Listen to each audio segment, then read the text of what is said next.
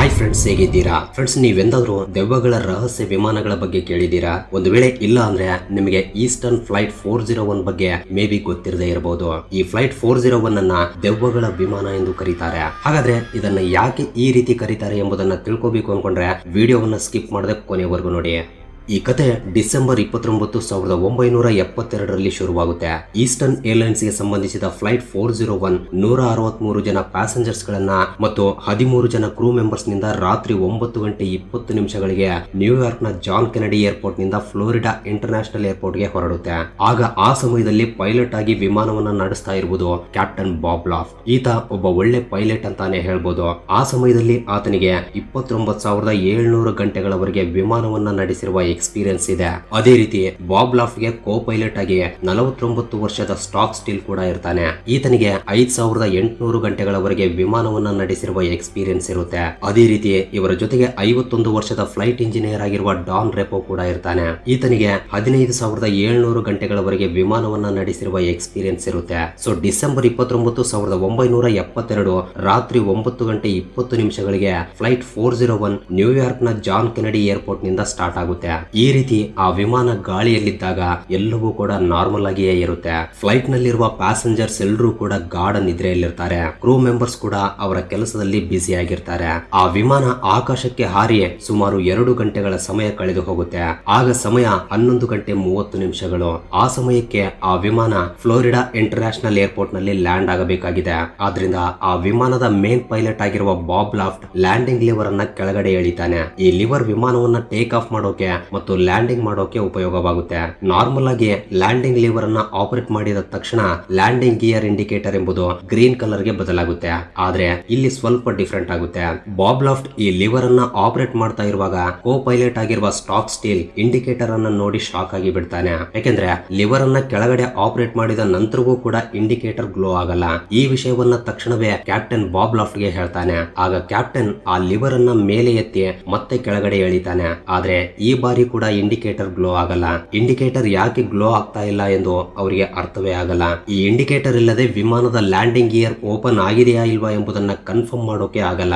ಒಂದು ವೇಳೆ landing gear open ಆಗದೆ ವಿಮಾನವನ್ನ ಲ್ಯಾಂಡ್ ಮಾಡಿದ್ರೆ ಬ್ಲಾಸ್ಟ್ ಆಗುವ ಅವಕಾಶವಿದೆ. ಆಗ ತಕ್ಷಣವೇ ಪೈಲಟ್ ಗಳು ATC ಅನ್ನ ಕಾಂಟ್ಯಾಕ್ಟ್ ಮಾಡಿ ಈ ವಿಷಯವನ್ನ ಹೇಳ್ತಾರೆ. ಆಗ ATC ವಿಮಾನವನ್ನ 2,000 ಅಡಿಗಳಷ್ಟು ಎತ್ತರಕ್ಕೆ ತಗೊಂಡು ಹೋಗಿ ಎಂದು ಹೇಳುತ್ತೆ. ಆಗ ಪೈಲಟ್ ಆ ವಿಮಾನವನ್ನ 2,000 ಅಡಿಗಳಷ್ಟು ಎತ್ತರಕ್ಕೆ ಕೊಂಡೊಯ್ತಾನೆ. ನಂತರ ಮೇನ್ ಪೈಲಟ್ ಕೋ ಪೈಲಟ್ ಗೆ ವಿಮಾನವನ್ನ ಆಟೋ ಮೋಡ್ ನಲ್ಲಿ ಇಡು ಎಂದು ಹೇಳ್ತಾನೆ. ಆಟೋ ಮೋಡ್ ನಲ್ಲಿ ಇಟ್ಟ ನಂತರ ಆ ವಿಮಾನ 80 ಸೆಕೆಂಡ್ಗಳವರೆಗೆ ಆಕಾಶದಲ್ಲಿ ಹಾರ್ತಾ ಇರುತ್ತೆ.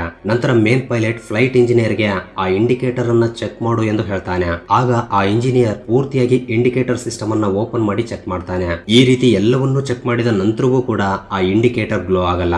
ನಂತರ ಒಂದು ಬಟನ್ ಅನ್ನ ಪ್ರೆಸ್ ಮಾಡ್ತಾನೆ. ನಾರ್ಮಲ್ ಆಗಿ ಆ ಬಟನ್ ಅನ್ನ ಪ್ರೆಸ್ ಮಾಡಿದಾಗ ಎಲ್ಲಾ ಇಂಡಿಕೇಶನ್ ಲೈಟ್ಸ್ ಗಳು ಕೂಡ ಒಂದೇ ಸಲ ಗ್ಲೋ ಆಗಿ ಬಿಡುತ್ತವೆ. ಈ ರೀತಿ ಮಾಡೋದ್ರಿಂದ ವಿಮಾನದಲ್ಲಿರುವ ಎಲ್ಲಾ ಸಿಸ್ಟಮ್ ಗಳು ಕರೆಕ್ಟ್ ಆಗಿ ಕೆಲಸ ಮಾಡ್ತಾ ಇವೆಯಾ ಇಲ್ವಾ ಎಂಬುದು ಗೊತ್ತಾಗುತ್ತೆ. ಆದ್ರೆ ಆ ಬಟನ್ ಪ್ರೆಸ್ ಮಾಡಿದ ನಂತರವೂ ಕೂಡ ಆ ಇಂಡಿಕೇಟರ್ ಗ್ಲೋ ಆಗಲ್ಲ. ನಂತರ ಕ್ಯಾಪ್ಟನ್ ಬಾಬ್ ವಿಮಾನದ ಬಾಟಮ್ ಕ್ಯಾಬಿನ್ ಒಳಗೆ ಹೋಗಿ ಅಲ್ಲಿರುವ ಚಿಕ್ಕ ಕಿಟಕಿಯಿಂದ ಲ್ಯಾಂಡಿಂಗ್ ಗಿಯರ್ಸ್ ಓಪನ್ ಆಗಿದೆಯಾ ಇಲ್ವಾ ಎಂಬುದನ್ನ ನೋಡು ಎಂದು ಇಂಜಿನಿಯರ್ ಗೆ ಹೇಳ್ತಾನೆ. ಆಗ ರೆಪೋ ಬಾಟಮ್ ಕ್ಯಾಬಿನ್ ಒಳಗಡೆ ಹೋಗ್ತಾನೆ. ಸೊ ಆತ ಅಲ್ಲಿ ಏನ್ ನೋಡ್ತಾನೆ ಅಂದ್ರೆ ವಿಮಾನದ ಹಿಂದಿನ ಭಾಗದಲ್ಲಿರುವ ಲ್ಯಾಂಡಿಂಗ್ ಗಿಯರ್ ಓಪನ್ ಆಗಿರುತ್ತೆ. ಆದ್ರೆ ನೋಸ್ ಲ್ಯಾಂಡಿಂಗ್ ಗಿಯರ್ ಮಾತ್ರ ಓಪನ್ ಆಗಿರಲ್ಲ. ಈ ನೋಸ್ ಲ್ಯಾಂಡಿಂಗ್ ಗಿಯರ್ ಓಪನ್ ಆಗದೇ ಇದ್ರೆ ವಿಮಾನವನ್ನ ಲ್ಯಾಂಡ್ ಮಾಡೋಕ್ಕಾಗಲ್ಲ. ಒಂದು ವೇಳೆ ಲ್ಯಾಂಡ್ ಮಾಡಿದ್ರೆ ವಿಮಾನ ಬ್ಯಾಲೆನ್ಸ್ ತಪ್ಪಿ ಕ್ರಾಶ್ ಆಗುವ ಅವಕಾಶವಿರುತ್ತೆ. ಇದೆಲ್ಲವೂ ಕೂಡ ನಡೆಯುವಷ್ಟರಲ್ಲಿ 2 ನಿಮಿಷಗಳ ಸಮಯ ಕಳೆದು ಹೋಗುತ್ತೆ. ಅಂಡ್ ಆ ವಿಮಾನವೂ ಕೂಡ ತನ್ನಷ್ಟಕ್ಕೆ ತಾನೇ 100 ಅಡಿಗಳಷ್ಟು ಕೆಳಗಡೆ ಬಂದು ಬಿಡುತ್ತೆ. ಈ ರೀತಿ ನಿಧಾನವಾಗಿ ವಿಮಾನ ಕೆಳಗಡೆ ಹೋಗ್ತಾ ಇರೋದನ್ನ ಯಾರು ಕೂಡ ಗಮನಿಸಲ್ಲ. ನೆಕ್ಸ್ಟ್ 70 ಸೆಕೆಂಡ್ಗಳಲ್ಲೇ ಈ ವಿಮಾನ 250 ಅಡಿಗಳಷ್ಟು ಇನ್ನೂ ಕೆಳಗಡೆ ಬಂದು ಬಿಡುತ್ತೆ. ಈ ರೀತಿ ವಿಮಾನ ಕೆಳಗಡೆ ಬಂದ ನಂತರ ವಿಮಾನದಲ್ಲಿರುವ ಎಲ್ಲಾ ವಾರ್ನಿಂಗ್ ಅಲಾರಾಮ್ಗಳು ಆನ್ ಆಗಿ ಬಿಡುತ್ತವೆ. ನಂತರ ವಿಮಾನದಲ್ಲಿರುವ ಪ್ರತಿಯೊಬ್ಬರಲ್ಲೂ ಕೂಡ ಭಯಾಂದೋಳನೆ ಶುರುವಾಗುತ್ತೆ. ಕ್ರೂ ಮೆಂಬರ್ಸ್ ಗಳು ಪ್ಯಾಸೆಂಜರ್ಸ್ ಗಳನ್ನ ಸಮಾಧಾನ ಮಾಡೋಕೆ ಪ್ರಯತ್ನ ಮಾಡ್ತಾನೆ ಇರ್ತಾರೆ. ನಂತರ 50 ಸೆಕೆಂಡ್ಸ್ ಗಳಲ್ಲಿ ಈ ವಿಮಾನ 2,000 ಅಡಿಗಳಿಂದ 1,000 ಅಡಿಗಳಷ್ಟು ಎತ್ತರದವರೆಗೆ ಬಂದು ಬಿಡುತ್ತೆ. ನಂತರ ಕೋ ಪೈಲಟ್ ವಿಮಾನವನ್ನ 180 ಡಿಗ್ರಿಗೆ ತಿರುಗಿಸುವುದಕ್ಕೆ ಪ್ರಯತ್ನಿಸ್ತಾನೆ. ಆದ್ರೆ ಎತ್ತರ ಕಡಿಮೆ ಇರೋದ್ರಿಂದ ಅದು ಸಾಧ್ಯವಾಗಲ್ಲ. ನಂತರ ಕೇವಲ 10 ಸೆಕೆಂಡ್ಸ್ ಗಳಲ್ಲಿ ಆ ವಿಮಾನ ಕೆಳಗಡೆ ಬಿದ್ದು ಕ್ರಾಶ್ ಆಗಿ ಬಿಡುತ್ತೆ. ಸೊ ಅದರಲ್ಲಿರುವ ಪ್ಯಾಸೆಂಜರ್ಸ್ ಗಳಿಗೆ ಕ್ರೂ ಮೆಂಬರ್ಸ್ ಗಳಿಗೆ ಎಷ್ಟು ಭಯ ಹುಟ್ಟಿರಬಹುದು ಎಂಬುದನ್ನ ಒಂದು ಸಲ ನೀವೇ ಊಹೆ ಮಾಡ್ಕೊಳ್ಳಿ. ಈ ವಿಮಾನ ಕ್ರಾಶ್ ಆಗುವ ಸಮಯದಲ್ಲಿ ಇದರ ವೇಗ 365 ಕಿಲೋಮೀಟರ್ ಪರ್ ಅವರ್ ಇತ್ತಂತೆ. ಈ ವಿಮಾನದ ಪಾರ್ಟ್ಸ್ ಎಲ್ಲವೂ ಕೂಡ ಏರ್ಪೋರ್ಟ್ ನಿಂದ 30 ಕಿಲೋಮೀಟರ್ ದೂರದಲ್ಲಿ ಸಿಗುತ್ತವೆ. ಈ ಘಟನೆಯಲ್ಲಿ 101 ಜನ ಸತ್ತು ಹೋಗ್ತಾರೆ. ಅದೃಷ್ಟವಶಾತ್ 75 ಜನ ಜೀವಂತದಿಂದ ಬದುಕುಳಿತಾರೆ. ಇವರಲ್ಲಿ 67 ಜನ ಪ್ಯಾಸೆಂಜರ್ ಗಳು ಮತ್ತು 8 ಜನ ಕ್ರೂ ಮೆಂಬರ್ಸ್ ಇರ್ತಾರೆ. ನಂತರ ಈ ವಿಮಾನದಲ್ಲಿರುವ ಕೆಲವು ಪಾರ್ಟ್ಸ್ ಗಳನ್ನ ಬೇರೆ ವಿಮಾನಕ್ಕೆ ಹಾಕ್ತಾರೆ. ಹಾಗಾದ್ರೆ ಇಲ್ಲಿ ನಿಮ್ಗೆ ಒಂದು ಡೌಟ್ ಬರ್ತಾ ಇರಬಹುದು, ಅದೇನಂದ್ರೆ ಈ ವಿಮಾನ ನಾರ್ಮಲ್ ಆಗಿ ಕ್ರಾಶ್ ಆಗಿದೆ, ಆದ್ರೆ ಇದು ದೆವ್ವಗಳ ವಿಮಾನವಾಗಿ ಹೇಗೆ ಬದಲಾಯಿತು ಅಂತ. ಸೊ ಇದರ ಬಗ್ಗೆ ನಿಮಗೆ ಅರ್ಥವಾಗಬೇಕು ಅಂದ್ರೆ ಈಸ್ಟರ್ನ್ ಏರ್ಲೈನ್ಸ್ ಗೆ ಸಂಬಂಧಿಸಿದ ಫ್ಲೈಟ್ 318 ಬಗ್ಗೆ ತಿಳ್ಕೋಬೇಕು. ಸೊ ಈ ಮಿಸ್ಟರ್ ಬಗ್ಗೆ ತಿಳಿದುಕೊಳ್ಳೋಕೆ ಮುಂಚೆ ನನ್ನದೊಂದು ಸಣ್ಣ ರಿಕ್ವೆಸ್ಟ್, ಒಂದು ವೇಳೆ ಇಲ್ಲಿಯವರೆಗೆ ನಿಮಗೆ ವಿಡಿಯೋ ಇಷ್ಟವಾಗಿದ್ರೆ ವಿಡಿಯೋಗೆ ಒಂದು ಲೈಕ್ ಕೊಟ್ಟು ನಮ್ಮನ್ನ ಸಪೋರ್ಟ್ ಮಾಡಿ. ಹಾಗೆ ಫಸ್ಟ್ ಟೈಮ್ ನಮ್ಮ ವಿಡಿಯೋಗಳನ್ನ ನೋಡ್ತಾ ಇರುವವರು ತಪ್ಪದೆ ಸಬ್ಸ್ಕ್ರೈಬ್ ಮಾಡ್ಕೊಂಡು ಪಕ್ಕದಲ್ಲಿರುವ ಬೆಲ್ ಐಕನ್ ಅನ್ನು ಕೂಡ ಆಕ್ಟಿವೇಟ್ ಮಾಡ್ಕೊಳ್ಳಿ. ಇನ್ನು ಲೇಟ್ ಮಾಡದೆ let's get it the video.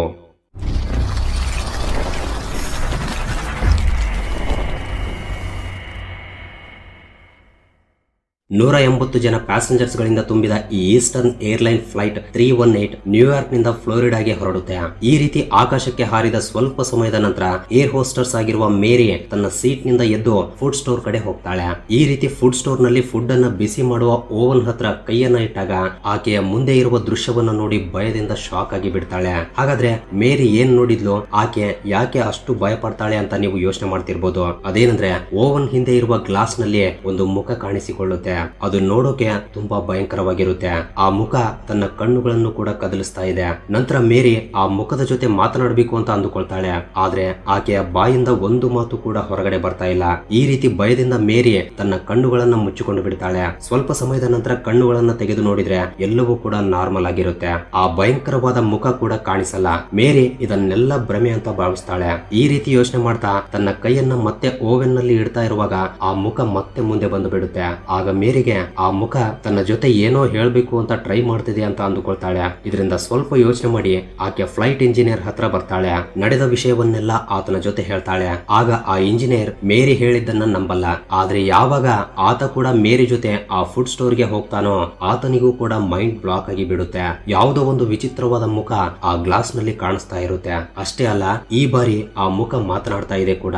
ಆ ಮುಖ ಇವರಿಬ್ಬರ ಜೊತೆ ಹುಷಾರಾಗಿರಿ, ಇನ್ನು ಕೆಲವು ಸೆಕೆಂಡ್ಸ್ ಗಳಲ್ಲಿ ಈ ವಿಮಾನಕ್ಕೆ ಬೆಂಕಿ ಹತ್ತಿಕೊಳ್ಳಲಿದೆ ಎಂದು ಹೇಳಿ ಮಾಯವಾಗಿ ಬಿಡುತ್ತೆ. ಮೇರಿಗೆ ಈ ಮುಖ ಯಾರದ್ದು ಅಂತ ಅರ್ಥವಾಗಲ್ಲ. ಬಟ್ ಆ ಫ್ಲೈಟ್ ಇಂಜಿನಿಯರ್ ಆ ಮುಖವನ್ನು ನೋಡಿ ತಕ್ಷಣವೇ ಗುರ್ತು ಹಿಡಿದು ಬಿಡುತ್ತಾನೆ. ಆ ಮುಖ ಫ್ಲೈಟ್ 401 ಕ್ರಾಶ್ ನಲ್ಲಿ ಸತ್ತು ಹೋಗಿರುವ ಫ್ಲೈಟ್ ಇಂಜಿನಿಯರ್ ಡಾನ್ ರೆಪೋದು.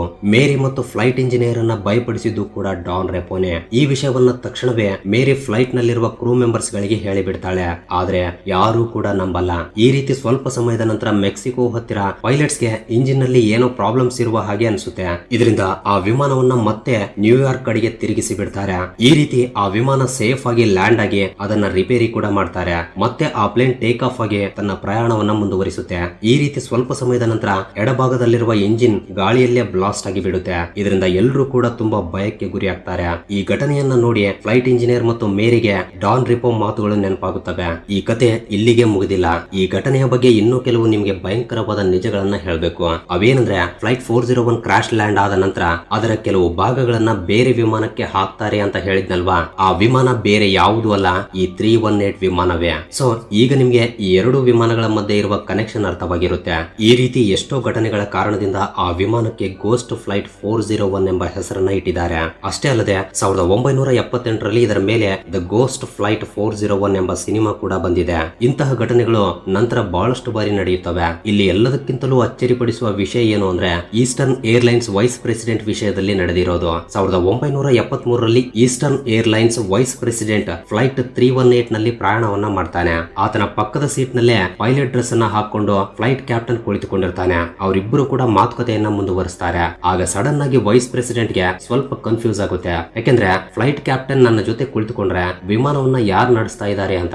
ಈ ರೀತಿ ವೈಸ್ ಪ್ರೆಸಿಡೆಂಟ್ ತಕ್ಷಣವೇ ಎದ್ದು ಕಾಕ್ಪಿಟ್ ಕಡೆ ಓಡ್ತಾನೆ. ಆದ್ರೆ ಓಡೋಕು ಮುಂಚೆ ತನ್ನ ಪಕ್ಕದಲ್ಲಿ ಕುಳಿತುಕೊಂಡಿರುವ ಕ್ಯಾಪ್ಟನ್ ಮುಖವನ್ನ ಮತ್ತೊಮ್ಮೆ ಚೆನ್ನಾಗಿ ಗಮನಿಸ್ತಾನೆ. ಆ ಮುಖವನ್ನು ನೋಡಿದ ತಕ್ಷಣ ವೈಸ್ ಪ್ರೆಸಿಡೆಂಟ್ ಶಾಕ್ ಆಗಿ ಬಿಡ್ತಾನೆ. ಯಾಕೆಂದ್ರೆ ಆ ಮುಖ ವೈಸ್ ಪ್ರೆಸಿಡೆಂಟ್ ಗೆ ತುಂಬಾ ಚೆನ್ನಾಗಿ ಗೊತ್ತಿರುತ್ತೆ. ಈ ಮುಖ ಫ್ಲೈಟ್ 401 ವಿಮಾನದ ಕ್ಯಾಪ್ಟನ್ ಆಗಿರುವ ಬಾಬ್ ಲಾಫ್ಟ್ದು. ಆತ ಸತ್ತು ಹೋಗಿ ಅಂದಿಗೆ ಸರಿಸುಮಾರು 1 ವರ್ಷ ಕಳೆದು ಹೋಗಿರುತ್ತೆ. ಸೊ ಆ ಬಾಬ್ ಲಾಫ್ಟ್ ದೆವ್ವವಾಗಿ ಆ ವೈಸ್ ಪ್ರೆಸಿಡೆಂಟ್ ಪಕ್ಕದಲ್ಲಿ ಕುಳಿತುಕೊಂಡಿದ್ದ ಎಂದು ಕೂಡ ಹೇಳ್ತಾ ಇರ್ತಾರೆ. ಸೊ ಇದರಿಂದ ವೈಸ್ ಪ್ರೆಸಿಡೆಂಟ್ ಕಾಕ್ಪಿಟ್ ಕಡೆ ಓಡಿ ಹೋಗಿ ನಡೆದ ವಿಷಯವನ್ನೆಲ್ಲ ಪೈಲಟ್ ಗೆ ಹೇಳ್ತಾನೆ. ಸೊ ಪೈಲಟ್ ಆತನನ್ನು ನೋಡೋಕೆ ಹೋದಾಗ ಆ ಬಾಬ್ ಅಲ್ಲಿಂದ ಮಾಯವಾಗಿರ್ತಾನೆ. ಇಂತಹ ಘಟನೆಯೇ ಟ್ರೈಸ್ಟಾರ್ 318 ನಲ್ಲಿ ಮತ್ತೆ ನಡೆಯುತ್ತೆ. ಅದೇನಂದ್ರೆ ಫ್ಲೈಟ್ ಇಂಜಿನಿಯರ್ ರೊಟೀನ್ ಟೆಸ್ಟ್ ಗೋಸ್ಕರ ಕ್ಯಾಬಿನ್ ಒಳಗಡೆ ಹೋಗ್ತಾನೆ. ಈ ರೀತಿ ಹೋಗಿರುವ ಇಂಜಿನಿಯರ್ ಗೆ ಶಾಕ್ ಆಗಿ ಬಿಡುತ್ತೆ. ಯಾಕೆಂದ್ರೆ ಆ ಇಂಜಿನಿಯರ್ ಗೆ ಫ್ಲೈಟ್ ಕ್ಯಾಬಿನ್ ನಲ್ಲಿ ಡಾನ್ ರೆಪೋ ದೆವ್ವವಾಗಿ ಕುಳಿತಿರುವ ಹಾಗೆ ಅನ್ಸುತ್ತೆ. ಯಾವಾಗ ಫ್ಲೈಟ್ ಇಂಜಿನಿಯರ್ ಕ್ಯಾಬಿನ್ ಒಳಗಡೆ ಹೋಗ್ತಾನೋ ಆಗ ಡಾನ್ ರೆಪೋ ಎಲ್ಲವೂ ಕೂಡ ಸರಿಯಾಗಿದೆ ಎಂದು ಹೇಳಿ ಮಾಯವಾಗಿ ಬಿಡ್ತಾನೆ. ಸೊ ಈ ರೀತಿ ಇಂತಹ ಘಟನೆಗಳು ಜಾಸ್ತಿ ಆಗೋದ್ರಿಂದ ಇದರ ಹಿಂದೆ ಇರುವ ನಿಜಗಳನ್ನ ತಿಳಿದುಕೊಳ್ಳಬೇಕು ಎಂದು ವಿಮಾನಗಳ ಕಮಿಟಿ ಅಂದುಕೊಳ್ಳುತ್ತೆ. ಸೊ ಈ ರೀತಿ ಈ ಕಮಿಟಿಗೆ ಸಂಬಂಧಿಸಿದ ಒಬ್ಬ ಅಧಿಕಾರಿ ಅಟ್ಲಾಂಟಾಗೆ ಪ್ರಯಾಣವನ್ನ ಮಾಡ್ತಾ ಇರುವಾಗ ಆತನಿಗೂ ಕೂಡ ಪೈಲಟ್ ಕ್ಯಾಬಿನ್ ನಲ್ಲಿ ಡಾನ್ ರೆಪೋ ಕಾಣಿಸಿಕೊಳ್ತಾನೆ. ಈಸ್ಟರ್ನ್ ಏರ್ಲೈನ್ ನ ಫ್ಲೈಟ್ 401 ಕ್ರಾಶ್ ಬಗ್ಗೆ, ಅದೇ ರೀತಿ ಅದರ ನಂತರ ನಡೆದಿರುವ ಬಹಳಷ್ಟು ಘಟನೆಗಳ ಬಗ್ಗೆ ಜಾನ್ ಜಿ ಫುಲ್ಲರ್ ಎಂಬ writer the ghost of flight 401 ಎಂಬ ಪುಸ್ತಕವನ್ನು ಕೂಡ ಬರೆದಿದ್ದಾನೆ. ಈ ಪುಸ್ತಕದಲ್ಲಿ ನಡೆದಿರುವ ಎಲ್ಲಾ ಘಟನೆಗಳನ್ನು ಕೂಡ ಕ್ಲಿಯರ್ ಆಗಿ ಎಕ್ಸ್ಪ್ಲೇನ್ ಮಾಡಲಾಗಿದೆ. ಹಾಗಾದ್ರೆ ನಿಮ್ಗೆ ಅನಿಸ್ತಾ ಇದೆ? ನಿಮ್ಮ ಅನಿಸಿಕೆಗಳನ್ನ ಕೆಳಗಡೆ ಕಮೆಂಟ್ ರೂಪದಲ್ಲಿ ತಿಳಿಸಿ. ಸೊ ಈ ವಿಡಿಯೋಗೆ ಇಷ್ಟ ಫ್ರೆಂಡ್ಸ್. ವಿಡಿಯೋ ಇಷ್ಟವಾಗಿದ್ರೆ ತಪ್ಪದೆ ವಿಡಿಯೋಗೆ ಒಂದು ಲೈಕ್ ಕೊಟ್ಟು ನಿಮ್ಮ ಫ್ರೆಂಡ್ಸ್ ಅಂಡ್ ಫ್ಯಾಮಿಲಿ ಜೊತೆ ಕೂಡ ಶೇರ್ ಮಾಡಿ. ಅಂಡ್ ಫಸ್ಟ್ ಟೈಮ್ ಯಾರಾದ್ರೂ ನಮ್ಮ ಚಾನಲ್ ಅನ್ನ ಈಗ ನೋಡ್ತಾ ಇದ್ರೆ ತಪ್ಪದೆ ಸಬ್ಸ್ಕ್ರೈಬ್ ಮಾಡ್ಕೊಂಡು ಪಕ್ಕದಲ್ಲಿರುವ ಬೆಲ್ ಐಕನ್ ಅನ್ನ ಆಕ್ಟಿವೇಟ್ ಮಾಡ್ಕೊಳ್ಳಿ. ಅಂಡ್ ವಿಡಿಯೋವನ್ನು ಕೊನೆವರೆಗೂ ನೋಡಿದ್ದಕ್ಕೆ love you so much guys.